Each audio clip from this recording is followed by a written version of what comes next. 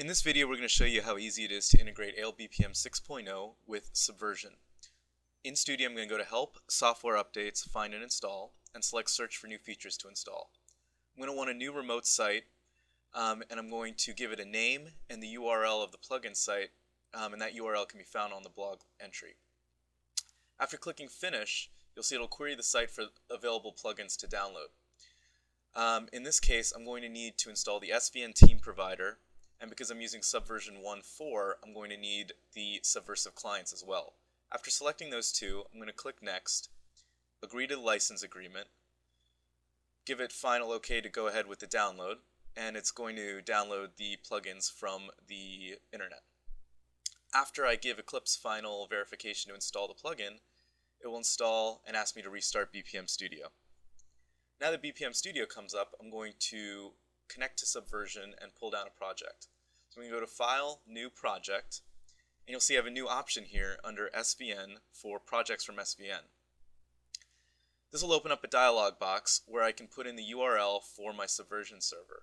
So here I'm going to put in my URL and not put in anything else, and I'm going to click Next.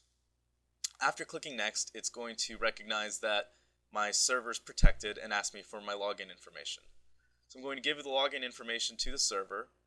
It's going to validate the repository, and it's going to pull down all of the projects that are available for me to download from the repository.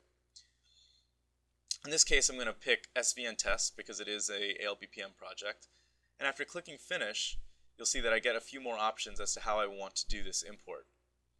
In this case, I'm going to be importing the project as a new project with the same name as the folder. I'm going to keep the checkout recursively checked, and I'm going to click Finish. The checkout's going to happen in the background, and once it's done, my project will show up in the navigation as it did before. So now, just as a test, I'm going to create a new process. I'm going to call it test number 2.